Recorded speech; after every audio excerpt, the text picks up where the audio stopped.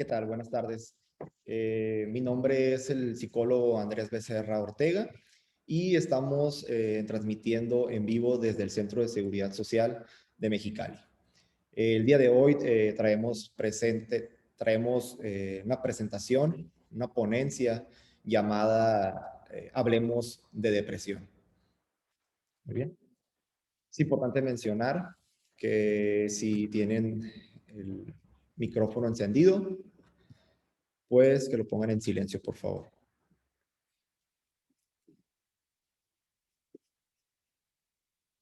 Vamos a proyectar una presentación.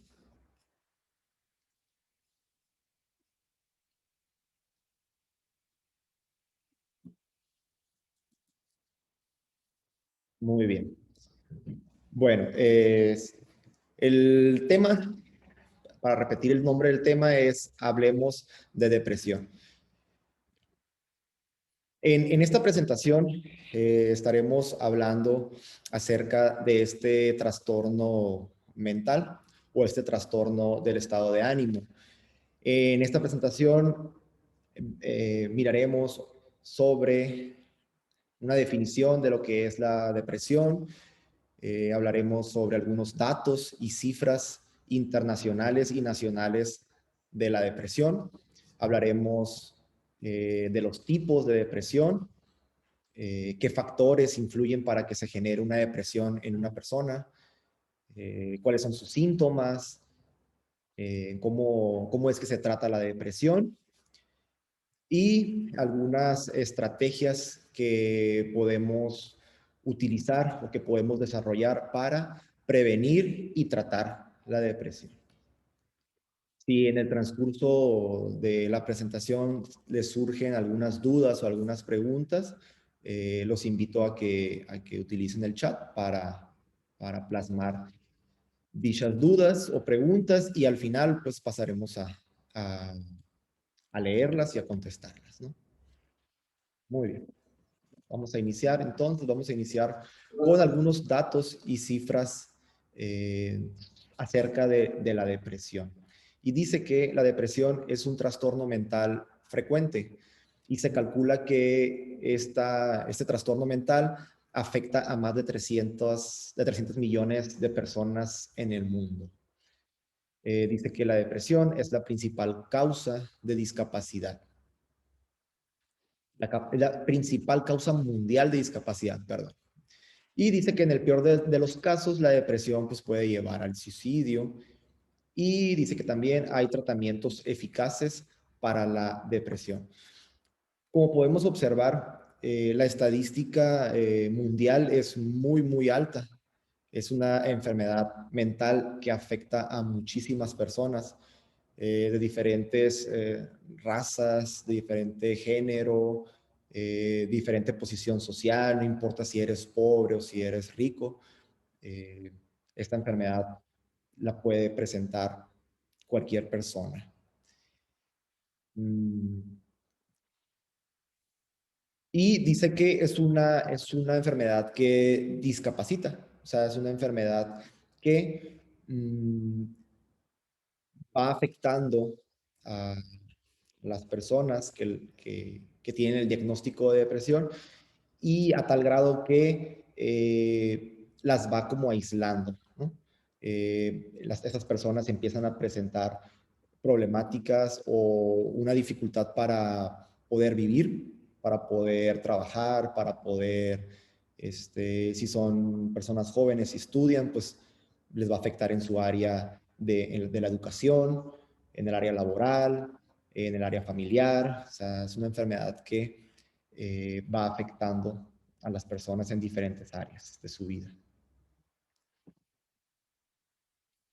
Cifras de la Organización Mundial de la Salud destacan que la depresión constituye un problema importante de salud pública.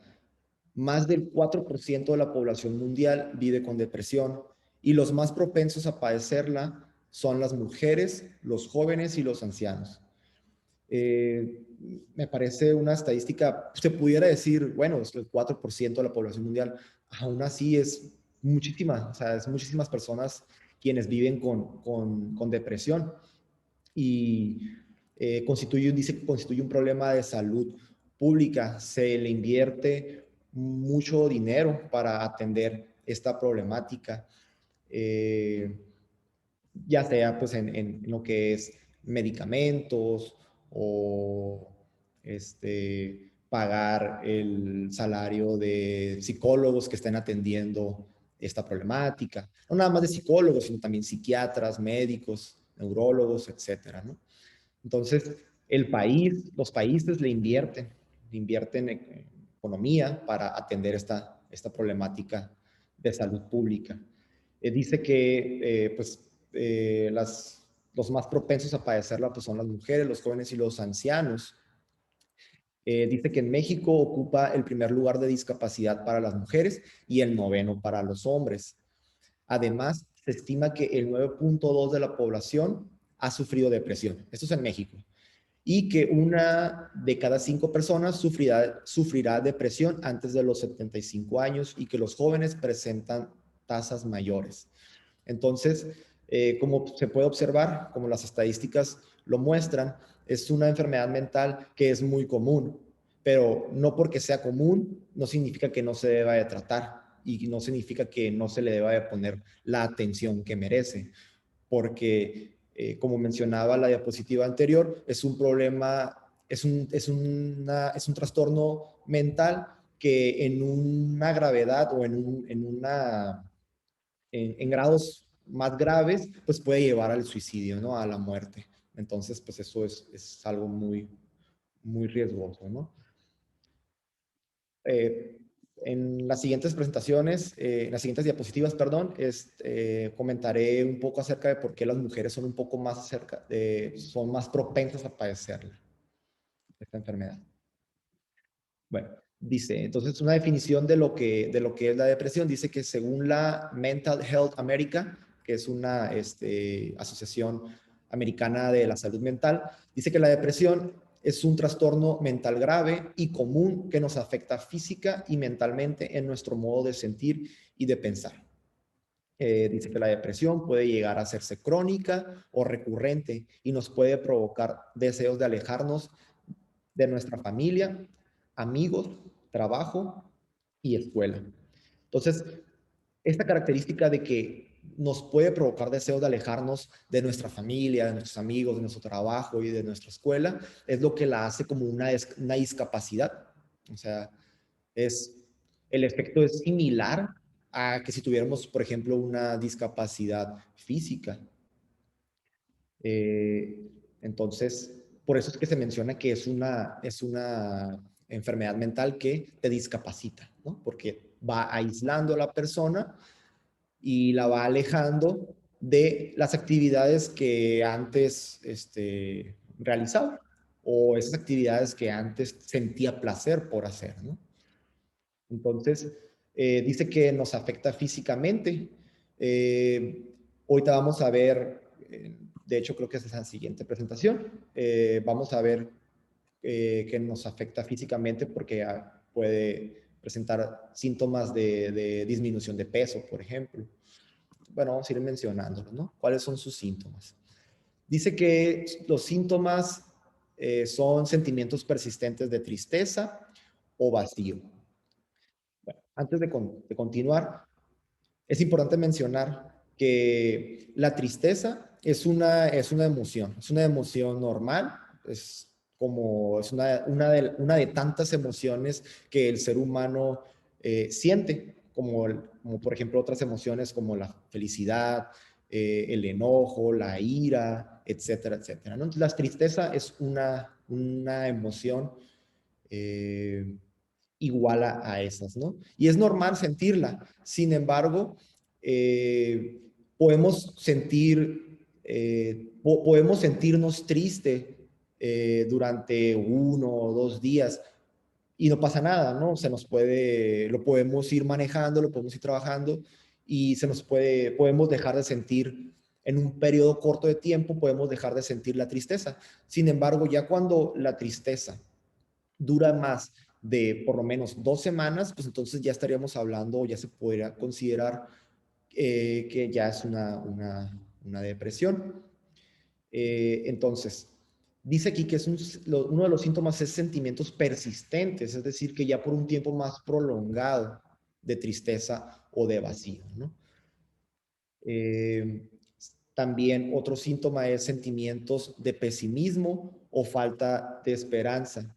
Una persona que tiene depresión, pues puede llegar a observar su vida como toda oscura, como muy vacía, muy gris, como que todo está mal, como muy enfocada en lo negativo y no puede observar o no observa que realmente seguramente tiene otras cosas positivas que también pudiera enfocar su atención en ellas, en lo positivo. Sin embargo, al estar en un estado de depresión, pues es una característica, ¿no? El observar o el ver como todo mal, ¿no? Como muy pesimista. Entonces, de ahí radica la importancia de acudir a psicoterapia, ¿no? Porque en psicoterapia te van a ayudar a observar, a ver de una manera más general tu vida, ¿no? Como observar que no todo está mal, que seguramente hay otras cosas positivas, que seguramente puedes retomar algunas metas o algunos deseos que siempre has querido realizar, ¿no? Y entonces el psicólogo o la psicóloga te va ayudando en esta situación, ¿no? Falta de esperanza, dices. La falta de esperanza pues significa que no observan o no pueden ver que hay una esperanza de que las cosas puedan mejorar, ¿no? Entonces empiezan a ver, cognitivamente empiezan a ver la realidad como que no puede cambiar, siempre me voy a sentir así. Entonces empiezan a caer o empieza a sentirse más la depresión, ¿no? Otra característica u otro síntoma de la depresión es la pérdida del interés o el placer en actividades que antes eran significativas. Eh, si una persona antes realizaba hobbies, tenía un interés por practicar algún deporte o alguna actividad cultural, cuando está en un estado de depresión, pues entonces se empieza a perder ese interés o ese placer, ¿no? De repente comenta, ¿no? Pues es que yo antes realmente disfrutaba, no sé, jugar voleibol o disfrutaba juntarme con mis amigas, tomar café con ellas o un té, disfrutaba salir, ahora como que ya siento que no lo disfruto como antes. Entonces, como no lo disfruto, entonces, ¿para qué lo hago? Entonces me empiezo a aislar, me empiezo a aislar en mi cuarto, en mi casa, no quiero salir, no quiero convivir. Entonces empieza a perder ese interés y ese placer por hacer actividades que antes eran importantes para él o para ella, ¿no? Hay sentimientos de culpabilidad, de sentirse inútil, de sentirse impotente, hay sentimientos de baja autoestima, hay trastornos del sueño. En la depresión, en lo que es el trastorno del sueño, pues empiezan a dormir mucho. Hay personas que mm, duermen.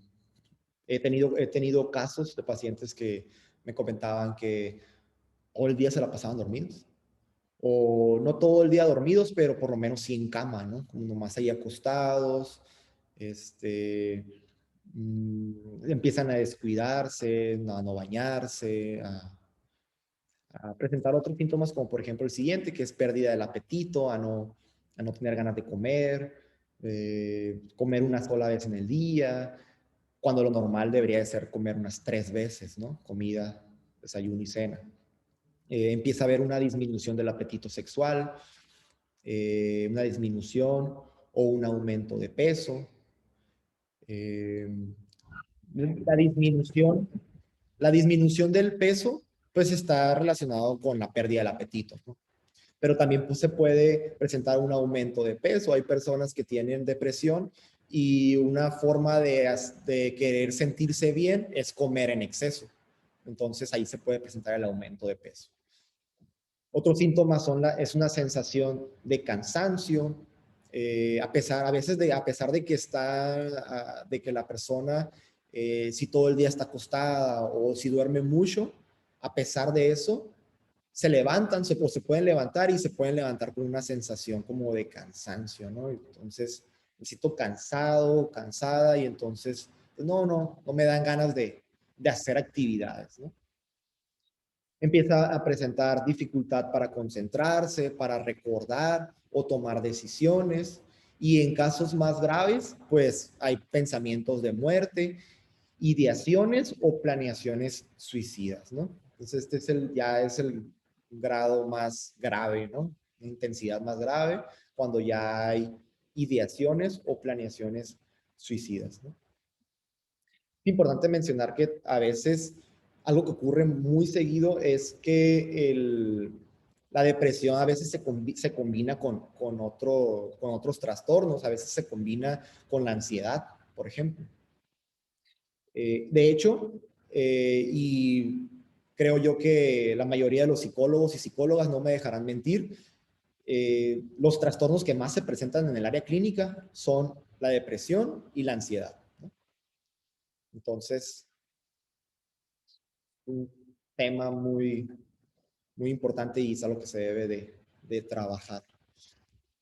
Bien, entonces, vamos a ver ahora, esto que mencioné eran los síntomas, ¿no? Los síntomas, las características que nosotros podíamos observar en personas que tienen alguna depresión. Ahora, vamos a pasar a lo que son los factores que contribuyen a la depresión, ¿no? O sea, vamos a ver lo que es, él dice que uno de los factores es el sexo. Dice, las mujeres padecen de depresión con más frecuencia que los hombres. Hay factores biológicos, de ciclo de vida y hormonales que solo tienen las mujeres y que pueden estar relacionados con la tasa de depresión más altas de estas. Entonces, ¿por qué? Porque las mujeres existe la posibilidad o la probabilidad de que con más frecuencia la presenten. Dice aquí que hay factores biológicos y de ciclo de vida y hormonales. ¿Cuáles son estos factores biológicos o de ciclo de vida y hormonales que presentan las mujeres y que los hombres no? Pues los embarazos, el ciclo menstrual, eh, la, la menopausia, son, factores que presentan las mujeres y que esos factores pueden estar relacionados con que se genere una depresión. Y esos factores solamente los presentan las mujeres, ¿no? O sea, las mujeres son las únicas que pueden tener un embarazo, son las únicas que tienen un ciclo menstrual y los hombres, ¿no? Entonces eso incrementa la posibilidad de que las mujeres presenten depresión en más ocasiones que los hombres, ¿no? Me gustaría comentar también un factor que no está agregado aquí. Hay un factor también social, y este factor social es la violencia familiar. La violencia familiar o la violencia hacia las mujeres es una situación social y por estadística las mujeres viven más violencia familiar que los hombres. O sea, y todos podemos observar en los últimos años el aumento de feminicidios. El feminicidio es la muerte de una mujer en manos de un hombre y ese hombre va a tener una relación con esa mujer fallecida. Y esa relación va a ser, pues, que sea su pareja, que sea su esposo, que sea a lo mejor un tío, un hermano o alguna relación familiar o una relación de amistad también o una relación laboral. Entonces, la violencia familiar y los feminicidios durante al, o sea, uno de las situaciones que ocurren dentro de la violencia familiar genera depresión. Entonces, al, al observar que las estadísticas están más altas de violencia familiar hacia las mujeres, más que hacia los hombres, entonces este factor social también genera que las mujeres presenten más depresión que los hombres. Entonces, es un factor social. Bien, vamos a continuar. ¿Cuál es otro factor que contribuye a la depresión? Dice aquí que los antecedentes familiares. Es decir, cuando algún miembro de la familia padece depresión severa, hay el doble de posibilidad para adquirirla, aunque puede ocurrir en personas que no tienen parientes con depresión, ¿no? Entonces aquí esto significa que la genética también influye en que aumentan las probabilidades de adquirir una depresión, ¿no? Bien, otro factor es la presencia de enfermedades. La presencia de enfermedades siempre al inicio o cuando se diagnostica una enfermedad a algún paciente, es muy probable que este paciente vaya a caer en un estado de depresión. ¿Por qué? Pues porque le acaban de dar una noticia que pues no es nada agradable, no es nada positiva, ¿no? Entonces, la presencia de enfermedades influye en que se desarrolle una depresión. ¿Y cuáles pudieran ser las enfermedades? Pues cáncer, todos los tipos de cáncer, enfermedades crónico-degenerativas, la diabetes, cuando te diagnostican diabetes, hipertensión, o cualquier otra enfermedad terminal, ¿no? Otro factor que contribuye a la depresión, pues es el abuso de alcohol o de drogas. Y cambios o dificultades en la vida, ¿no? ¿Y cuáles pudieran ser estos cambios o dificultades en la vida que contribuyen a la depresión?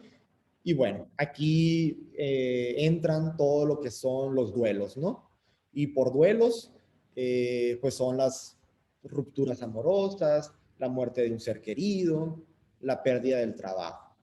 Todo eso son, todos estas dificultades o estos cambios de vida son duelos, estos tres que acabo de mencionar. Un duelo es una pérdida. Entonces, al ser una pérdida, pues eh, es muy probable que se desencadene una depresión. Entonces, seguramente todos hemos vivido, ¿no? Una ruptura amorosa. ¿Cómo se siente cuando terminas con tu expareja o con una pareja? Pues hay sentimientos de tristeza, hay llantos, hay todos los síntomas que yo mencioné en las diapositivas anteriores se pueden ir presentando, ¿no? Esta dificultad para dormir o dormir en exceso, se van presentando cuando hay una ruptura amorosa, cuando hay la muerte de un ser querido o cuando perdemos un trabajo. La migración también es otro factor que contribuye, que puede contribuir en la, en la depresión. Vivimos por ejemplo, aquí en Mexicali, Baja California, vivimos en una zona que podemos observar muchísimos migrantes, ¿no? Entonces, eh, seguramente ellos han pasado o están viviendo por depresión. ¿Por qué? Pues porque han dejado un país, han dejado una vida eh, por conseguir otra vida. Y en el trayecto, en el transcurso de este cambio, pues se van presentando, o se puede presentar lo que es la depresión. Otro de las dificultades o cambios son las crecientes presiones en el trabajo, el incremento de la pobreza, deudas económicas, las continuas crisis económicas, la violencia familiar, como ya les comenté, o la violencia en la pareja, eh, el abuso sexual, la violación sexual, problemas legales, etcétera, ¿no? Entonces, aquí podemos observar unas imágenes, por ejemplo, en la primera es como la ruptura amorosa, la migración, donde están los migrantes arriba del tren. Esta otra imagen abajo que muestra lo que es la violencia familiar y cómo la hija está observando que el papá le pega a su mamá. Entonces, todas estas situaciones familiares pueden desencadenar lo que es la depresión, ¿no? Y pues, seguramente hay más cambios y hay más dificultades en la vida que pueden generar la depresión, ¿no? Bien, vamos a hablar ahora acerca de los tipos de depresión. Hay 4 tipos, perdón, hay 5. La depresión mayor, el trastorno depresivo persistente o distimia, la depresión perinatal, el trastorno afectivo estacional y la depresión psicótica. Vamos a ir primero hablando por la primera, que es la depresión mayor o la depresión grave. Dice que cuando se sienten síntomas de depresión mayor, perdón, cuando se sienten síntomas de depresión la mayor parte del día, casi todos los días, durante por lo menos 2 semanas, y estos interfieren con su capacidad para trabajar, para dormir, estudiar, comer y disfrutar de la vida. Es posible que una persona tenga un solo episodio de depresión mayor en su vida, pero es más frecuente tener varios episodios. Entonces, aquí la depresión mayor es la depresión como más común, ¿no? Es esta depresión que puede surgir cuando tenemos un duelo, por ejemplo, cuando tenemos la ruptura de una relación amorosa o la pérdida de un trabajo. Podemos ir presentando síntomas de depresión, pero para que sea depresión mayor, dice que tiene que sentir los síntomas de depresión por lo menos durante 2 semanas, por lo menos. Y puede abarcar durante meses, incluso hasta un año. Si se presentan en esas condiciones, ahí podemos hablar acerca de una depresión mayor o depresión grave. Dice el segundo tipo, que es la distimia, que es un trastorno depresivo persistente. Dice, es una forma de depresión continua, dice que dura por lo menos 2 años y a largo plazo se considera que es crónica. La persona que ha sido diagnosticada con este tipo de depresión puede tener síntomas de episodios de depresión mayor junto con periodos de síntomas menos graves. Entonces, la distimia es una depresión un poquito más larga, dura por lo menos 2 años y puede durar muchísimos años.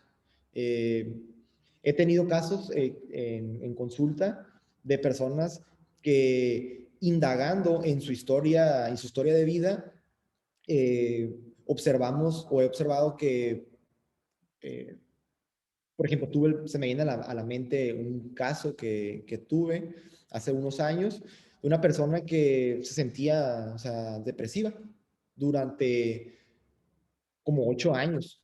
Y o sea, era muchísimo tiempo, ¿no? Y al platicar con ella, pues ya fui observando que ella traía como diferentes situaciones que le desencadenaron un trastorno depresivo persistente, ¿no? Tenía diferentes duelos, se le había fallecido su madre, todo inició por el fallecimiento de su madre, luego empiezan a fallecer algunos hermanos y empiezan a ocurrir más cambios en su vida, cambios negativos, y eso generó que durara o que la depresión durara durante muchísimos años, ¿no?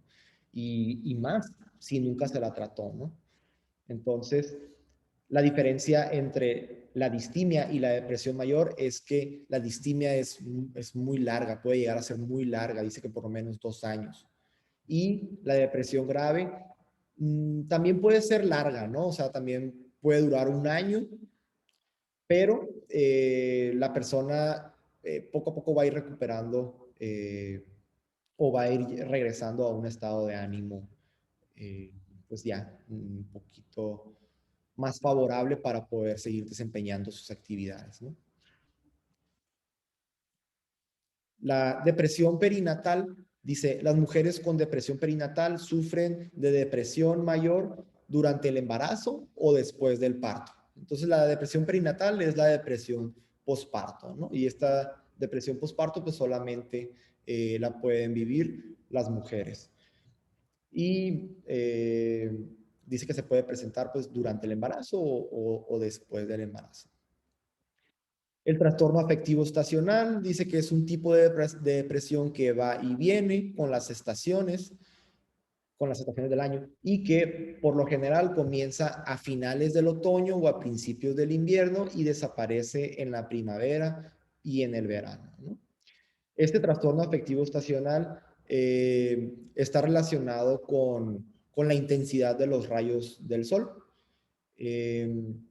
Como sabemos, en invierno o cuando comienza el otoño, los rayos del sol tienen una menor intensidad. No son tan intensos como cuando estamos en verano. Entonces, es la intensidad de los rayos del sol tienen una influencia en los neurotransmisores. Los neurotransmisores es esta química cerebral que tenemos en el encéfalo, en el cerebro. Y lo que ocurre es que con el otoño y en el invierno, como hay una menor intensidad de los rayos del sol, los niveles de serotonina, de dopamina y de noradrenalina, los niveles van a bajar y va a generar o puede generar lo que es una depresión, ¿no? Este, de hecho, es muy común que en el área clínica, cuando se acerca el invierno, empiezan a incrementar las consultas en el área de psicología y en el área de psiquiatría. También otro comentario importante a mencionar aquí en el trastorno afectivo estacional es que hay países en los cuales, sobre todo, por ejemplo, en el Polo Norte o en el Polo Sur, hay países en los cuales incluso pueden pasar días y no sale el sol. Entonces, o hay países donde casi siempre está lloviendo, como por ejemplo en Inglaterra, estos países del norte de Inglaterra, perdón, del norte de Europa, o en un plano ya del mundo, en estos países de los polos, en donde casi no sale el sol. Y entonces las personas, curiosamente, son como un poquito como más serias, como más calladas, tienen como una personalidad como un poco más, ¿cómo se pudiera mencionar? Un poco más depresivas, como más serias. Se puede observar como en su forma en su cultura, en su forma de vivir, ¿no? En otros países en donde sí eh, hay más probabilidad de que el sol salga, pues son un poquito como países como más alegres, ¿no? Como más, como, sí, pues como más alegres, ¿no? Pero esto del trastorno afectivo estacional, pues tiene que ver con la intensidad de los rayos del sol. Bien. Otro tipo de depresión, pues es la depresión psicótica. Dice que este tipo de depresión ocurre cuando una persona tiene depresión grave, además de alguna forma de psicosis, como tener creencias falsas, fijas y perturbadoras, que son los delirios, o escuchar o ver cosas inquietantes que otros no pueden oír o ver, que son las alucinaciones, ¿no? Entonces aquí en la depresión psicótica pues ya es una depresión que está combinada con síntomas de psicosis, que son los delirios y las alucinaciones.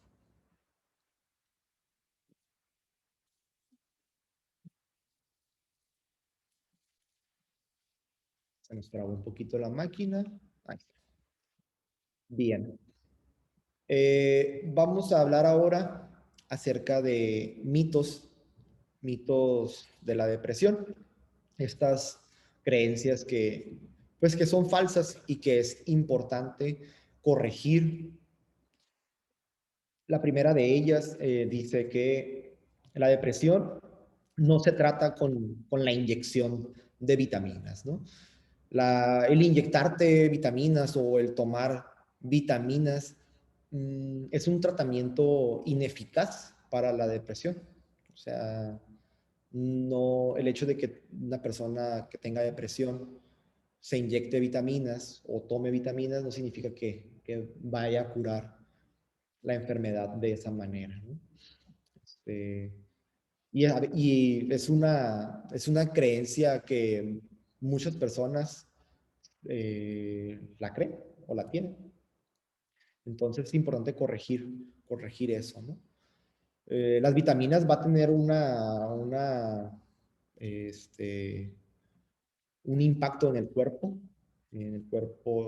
de la persona que la está tomando, pero eso no significa que vaya a curar la depresión. La depresión se cura o se trata de otra manera y ahorita vamos a mencionar cuál es la manera de tratar la depresión.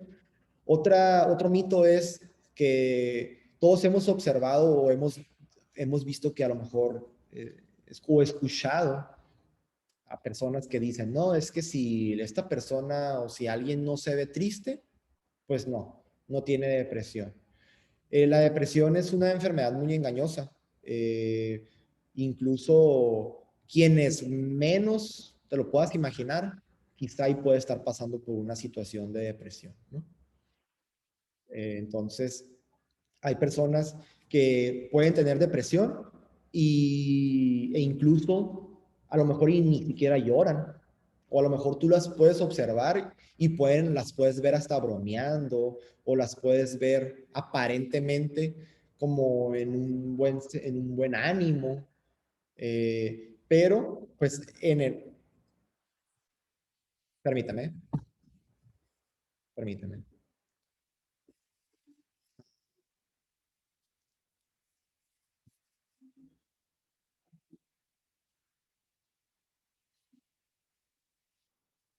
Vamos a quitar un mensaje que apareció. Listo, ahí está. Disculpen, ¿eh?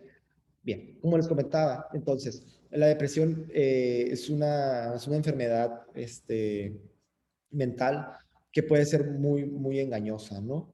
Incluso en un grado más grave, por ejemplo, cuando hablamos de un suicidio, a veces que nos enteramos de que una persona se suicidó y podemos decir, híjole, o familiares o amistades cercanas a esa persona pueden decir, es que no lo puedo creer, es que yo siempre la observé bien, o sea, realmente no se veía triste y pues me sorprende que se haya quitado la vida, ¿no?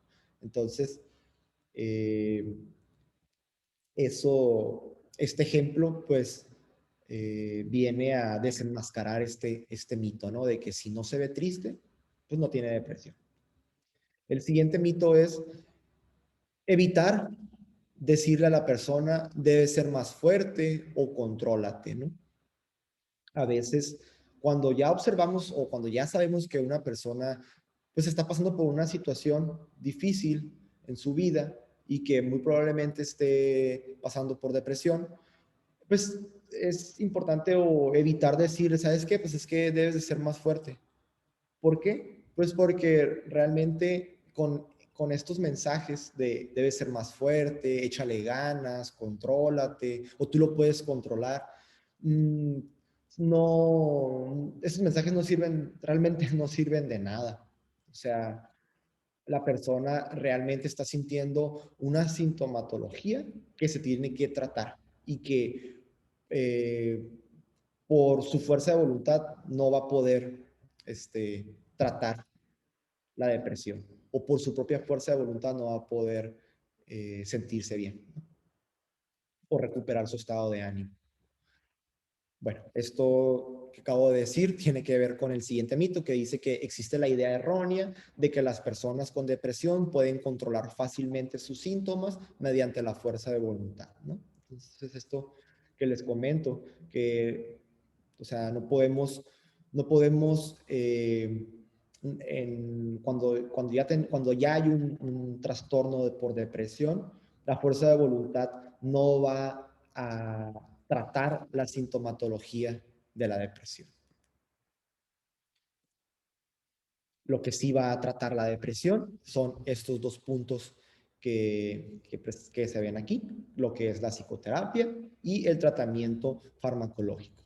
Y dice que la psicoterapia o la terapia psicológica, dice que va a ayudar a enseñar nuevas formas de pensar, nuevas formas de comportarse y nos va a ayudar a cómo cambiar los hábitos que pueden estar contribuyendo a la depresión. La terapia puede ayudarle a entender y a resolver las relaciones o las situaciones difíciles que pueden estar causándole la depresión o que pueden estar empeorando la depresión, ¿no? Entonces, eh, es importante que acudir a terapia psicológica cuando se presenta una depresión, ¿no? Para esto, pues es muy importante, primero, eh, identificar síntomas. Eh, yo acabo de mencionar una serie de síntomas que nos puede ayudar a darnos como un mapa de qué nos puede estar ocurriendo, ¿no? Y ya si podemos observar que de un tiempo para acá empecé a perder el interés o el placer por hacer actividades que antes eran significativas para mí, si empecé a perder el apetito, si tengo pensamientos negativos, que estos pensamientos me pueden me pueden hacer sentir eh, triste o me pueden hacer sentir mal. Si además eh, tengo dificultad para dormir o duermo en exceso o todo el día me siento muy cansado. Entonces es probable que esté pasando por una situación de depresión y las únicas ramas que lo pueden diagnosticar pues es el área de psicología, el área de psiquiatría e incluso un médico. Sin embargo, yo recomiendo acudir al área de psicología o de psiquiatría.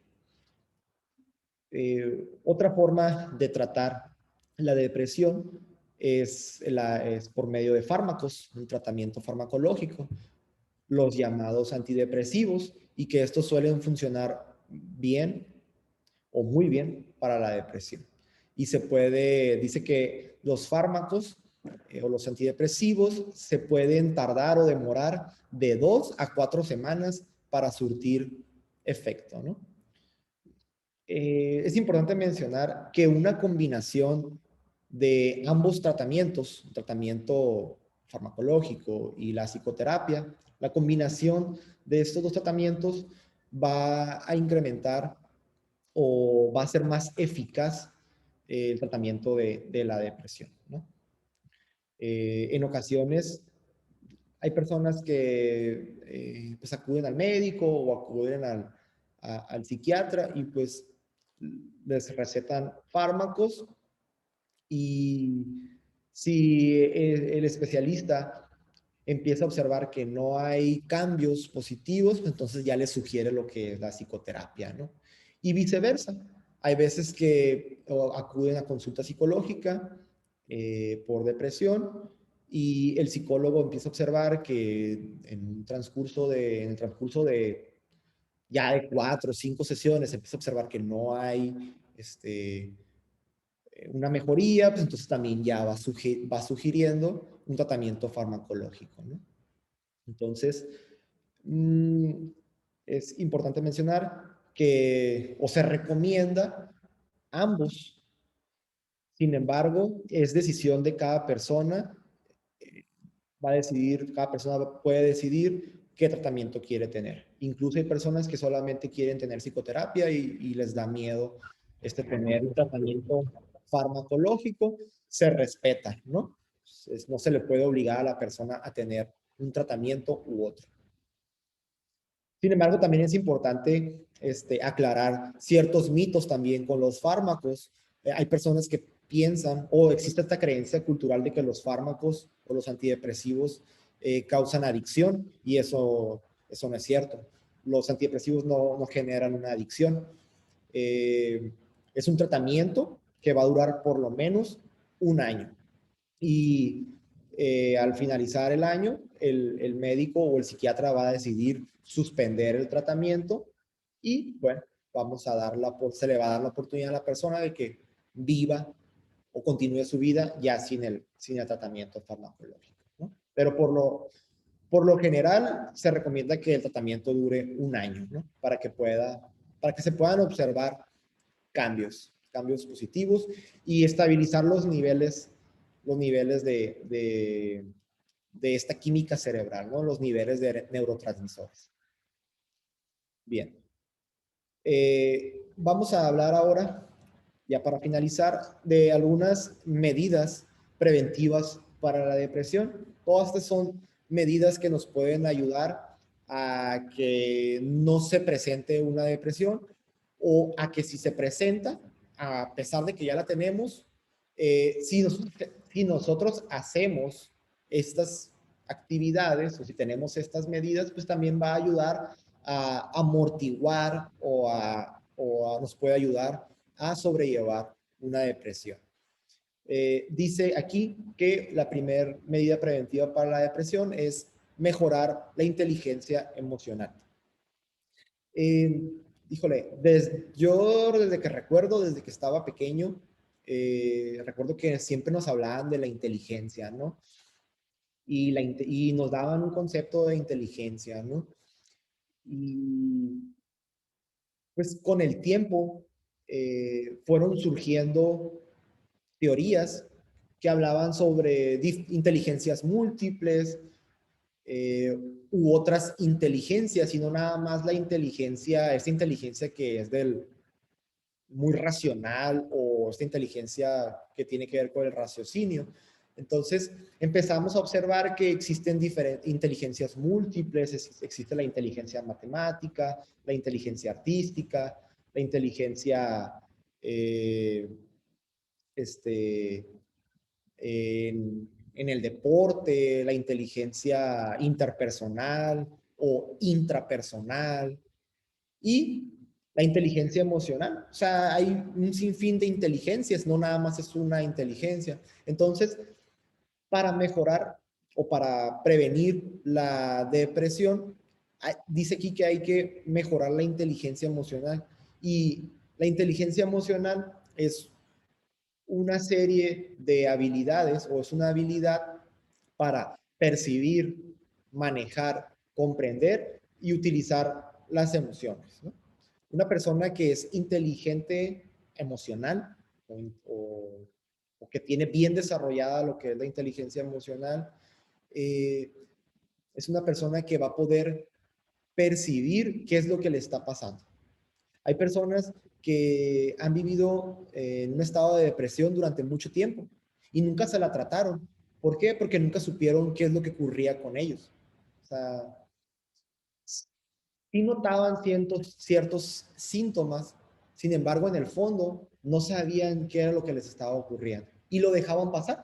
Entonces, seguían viviendo y seguían viviendo y te traían guardadas estas emociones que a lo mejor pudieron haber sido de depresión o emociones de tristeza o emociones de estrés o emociones de ansiedad, que todas juntas fueron impactando en su cuerpo a tal grado de generarles un trastorno, ¿no? En este caso, pues puede ser un trastorno de depresión, ¿no? Entonces, qué importante es nosotros primeramente poder percibir emociones, preguntarte, preguntarte constantemente cómo me estoy sintiendo, o si tuve una vivencia, cómo me hizo sentir esa vivencia. Y para partir de ahí empezar a comprender y a manejar estas emociones, ¿no? Entonces, es importante eh, ir desarrollando o ir mejorando nuestra inteligencia emocional. Dice, otra medida es realizar el ejercicio físico. Eh, Está comprobado científicamente que el realizar una actividad física o sea, si es posible todos los días, por lo menos media hora, nos va a ayudar a bajar los niveles de estrés, por ejemplo, los niveles de ansiedad. O sea, va a tener un impacto en nuestro cuerpo y en nuestras emociones, ¿no? El hecho de realizar ejercicio físico. También es importante comer sano y equilibrado. Aquí puse una imagen del plato del bien comer. Es importante también mantener una vida social activa. Se ha demostrado que una de las situaciones que más hace feliz al ser humano es tener una vida social activa. O sea, una persona que tiene, y no se trata de tener como muchas amistades, ¿no? O no se trata de, sí, de ser así como muy sociable, ¿no? Es importante tener y conservar, mantener, aunque sean pocas, pero una buena calidad de relación social, de relaciones sociales, aunque sean pocas, ¿no? Pero es importante no descuidar esa área, ¿no? El área social. Es importante también practicar hobbies. Si desde pequeños desarrollamos alguna actividad, como por ejemplo, no sé, puede ser voleibol, básquetbol, fútbol, algún deporte, o no sé, cada persona tiene diferentes tipos de hobbies, a lo mejor el arte, la pintura, la música. Es importante conservarlos, no perderlos. Si en algún momento los descuidamos, es importante retomarlos. Evitar compararte con los demás y deja de pensar en lo que los demás piensan de ti. Cada persona es diferente y nosotros no podemos ser como, yo no puedo ser como otra persona, ¿no? Es importante mantener una identidad, una individualidad y reconocerla. Reconocer nuestra individualidad y reconocer que yo no puedo ser como los demás. Aceptarme y quererme como yo soy, con mis errores, con mis defectos, pero también con mis virtudes. Y más allá de hablar de errores o defectos, es mejor mencionarla como áreas de oportunidad, ¿no? Para siempre eh, tener esa actitud de mejorar, ¿no? Dejar de pensar lo que piensen de los demás, dejar de pensar en lo que los demás piensen de mí. También hay personas que viven preocupadas, que viven tensas, que viven ansiosas por, por lo que los demás vayan a pensar de mí. Y entonces a veces pienso que los demás tienen una opinión negativa de mí y entonces me voy como aislando o me voy retrayendo. O me puede generar a lo mejor como una vergüenza. Es que sabes que me da miedo que me observen, me da vergüenza que me vean jugando voleibol, que me vean jugando algo o desarrollando cualquier actividad. Entonces es importante dejar de pensar en lo que los demás piensen de mí y empezar a vivir de manera plena, ¿no? Hay que ponernos metas realistas, eh, metas que verdaderamente podamos conseguir, ¿no? A lo mejor yo puedo tener una meta, a lo mejor muy fuera de mi realidad, que pueda ser muy difícil que yo pueda conseguir o que yo pueda realizar. Entonces, es importante irnos estableciendo metas que nosotros que sean realistas, que podamos realmente realizar, ¿no?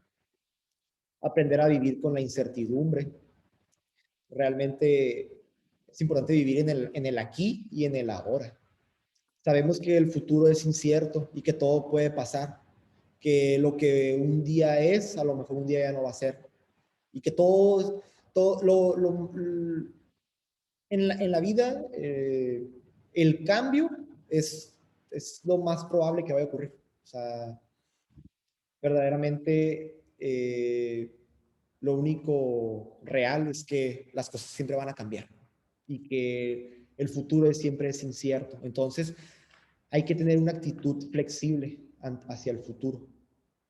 Eh, si nosotros somos flexibles, pues vamos a poder tener una actitud hacia el cambio una actitud más positiva hacia el cambio y podemos adaptarnos a los cambios de mejor manera. Va a ser más fácil. Entonces, hay que aprender a vivir con la incertidumbre. Hay que cuidar nuestros niveles de estrés. Para cuidar nuestros niveles de estrés, pues eso está relacionado con el mejorar la inteligencia emocional. ¿Por qué? Porque primeramente tenemos que percibir el estrés, percibir esa emoción que es el estrés, ¿no? Entonces, si nosotros constantemente nos estamos preguntando, bueno, ¿cómo andan mis niveles de estrés? ¿Qué tan estresado me siento hoy? De esa manera puedo yo manejar el estrés, ¿no? No puedo manejar algo si no sé que lo tengo.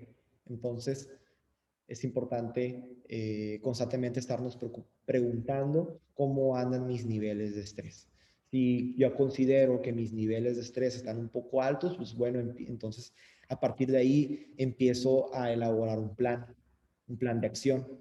Y pues cómo puedo yo bajar los niveles de estrés, pues con ejercicio físico, platicando, yendo a consulta psicológica, o si no quiero ir a consulta psicológica, por lo menos sí tener una amistad de calidad que nos pueda escuchar, ¿no? Eh, claro que es más, más recomendable acudir a consulta psicológica, ¿no? Entonces, el estrés es una emoción que en niveles muy altos pueden influir en que se desarrolle un trastorno de depresión. Entonces, hay que cuidar nuestros niveles de estrés. Hay que evitar consumir alcohol y drogas y hay que tener hábitos del sueño saludables. Hay que dormir lo necesario, ¿no? Cada persona tiene o cada persona puede decir, no, pues yo con 7 horas que duerma, para mí es adecuado, ¿no? Otras personas pueden decir, no, yo tengo que dormir 8. Hay personas que duermen 6, ¿no? Pero por lo menos que no baje de 6, ¿no? Entonces hay que cuidar ese hábito, esta rutina del sueño, ¿no? Y bueno, esta fue la última diapositiva. Si tienen alguna duda, alguna pregunta o algún comentario, pasaremos a leer las preguntas. Vamos a ver.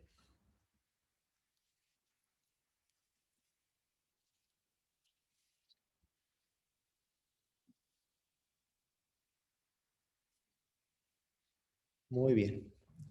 Bueno, dice, vamos a empezar a leer, aunque sean saludos, vamos también a mencionarlos. Dice, Xochitl, Centro de Seguridad Social Mexicali, presente. Saludos, Xochitl. Gracias por conectarte. Dalia dice, muy interesante ponencia. Muchas gracias por compartir y alertarnos de este padecimiento. Saludos, Dalia. Susan Figueroa, ¿qué recomendaciones podrías ofrecernos para apoyar a las personas que padecen depresión?